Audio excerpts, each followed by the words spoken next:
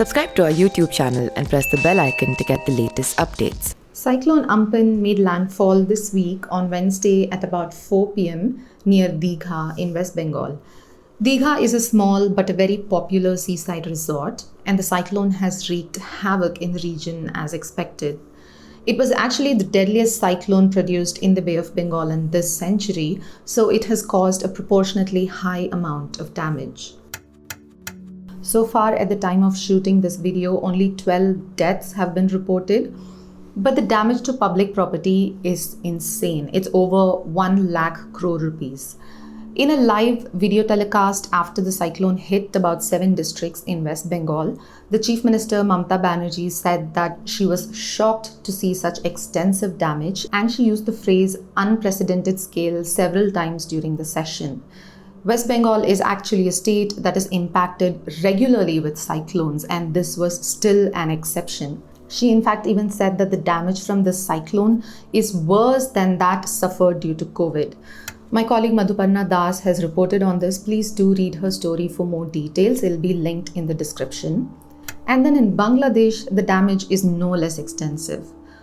Now, all of these estimates are still just the initial early estimates of damage. We don't know the full extent yet, and we'll find out only by next week, as it takes 4 to 5 days at least to arrive at something that's close to an accurate assessment of damage. The cost of destruction could be much higher, as well as the death toll, it's likely. The storm passed through the very fragile Sundarbans, which is the world's largest contiguous mangrove ecosystem, and this region is home to many rare animals, including Bengal tigers, which are endangered. There are also 4 UNESCO sites here that are protected areas. Now, all this damage and the sheer scale of damage, everything that happened is in fact actually mitigated damage. The damage could have been much worse, but for 2 things: evacuation and Sundarbans. There isn't much to say from a science point of view about evacuation. We know that it's the only option if you're in a low-lying area and a cyclone is approaching you. You have to evacuate to be safe. In India and Bangladesh combined, nearly 3 million people were evacuated. In just the 2 days preceding landfall, West Bengal evacuated nearly 5 lakh people who are now in relief camps. Bangladesh also evacuated a large number of people and has over 4,000 dedicated cyclone centers. As we've already discussed in a previous video, these shelters unfortunately right now pose a risk of becoming COVID hotspots. But apart from evacuation, the Sundarbans, there is a lot to talk about the Sundarbans. The Sundarbans composed of mangroves. Mangroves are shrubs that grow in the coastal saline waters. They in fact thrive in brackish water, which is water that has a higher salt content than seawater, and mangroves are adapted to growing here. They are halophytes, which means the plants have an inbuilt salt filtration system in them, and they're also adapted to growing in low oxygen environments. These adaptations are through physical changes in the plant structures, and these physiological adaptations have enabled mangroves to grow a very distinct root system, which is partly above the ground. These roots are called pneumatophores. Because of the way they are structured, these root systems stabilize the soil and they protect the land from erosion by strong tidal waves. They also reduce wind speed when strong winds pass through the very dense tree cover and the forest cover and the aerial parts of the roots. Essentially, they protect land from storm surges. A storm surge is basically when the sea level rises temporarily and water comes rushing in during a cyclone or any other storm, because the wind pushes the water towards the coast. So mangroves both reduce the wind speed and they break waves, essentially weakening a storm. Studies have shown that they reduce the height of waves by up to 31%. Fiji in Oceania also use mangroves for protection against storms. Fiji is made up of a number of small islands, and mangroves are used along with artificial barriers to protect these islands against severe storms and storm surges. So these islands first have a layer of mangroves out in the coast, and then on the land at the coast, they have sea walls that are made of concrete. So the mangroves reduce the height of the waves, and then the sea walls protect against the surge coming in. Mangroves act as buffer systems for storms, and the Sundarbans actually weakened Amphan to a fair extent before it hit land. In fact, the Sundarbans weakened all storms that hit it, including the 2007 cyclone Sidr, the 2009 cyclone Aila, and the 2019 cyclone Bulbul as well. But of course, the mangroves sustained their own damage.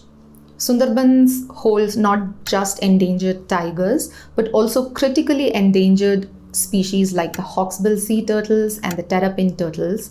They also have the endangered Gangetic dolphins and different types of otters and civet cats and more.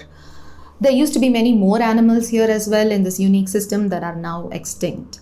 But the natural protection offered to these animals as well as to land by the Sundarbans is threatened by the ongoing climate crisis.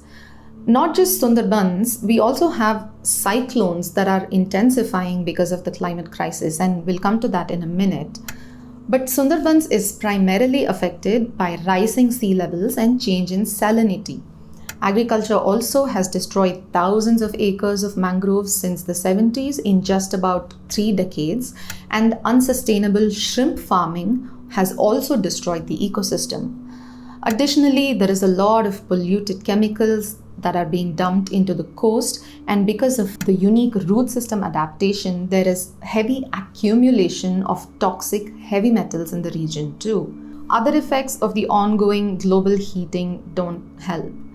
During Cyclone Sidr, it was estimated that 40% of Sundarbans was destroyed. The constant disturbance by wind forces and water forces and storms weakened the mangrove system. And such storms now are only expected to worsen as global temperatures climb rapidly. We saw in an earlier video how hot temperatures on sea surface leads to warm air rising up, a creation of low pressure underneath and cool air rushing in, and then the cycle repeating through the process of convection. Intuitively, we can tell that the warmer the air is, the more the environment is conducive to a cyclone. Normally, sea surface temperatures in the Bay of Bengal vary from about 25 degrees Celsius to about 29 degrees Celsius. The readings are collected from floating buoys by the Ministry of Earth Sciences. But before Amphan formed, sea surface temperatures in the Bay of Bengal were as high as 32 to 34 degrees, and this is a very high change in temperature.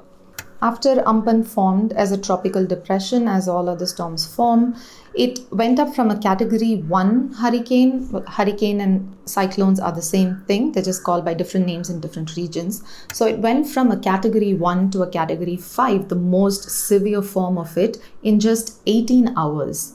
At that point, it became the strongest cyclone in Bay of Bengal since the 1999 Odisha cyclone, and was then reclassified into a super cyclone. Of course, it was downgraded as it approached the coast because all cyclones tend to weaken as they approach the shore, especially a shoreline that has mangroves. A concluding point is that mangroves offer a double benefit against anthropogenic or human-induced global heating.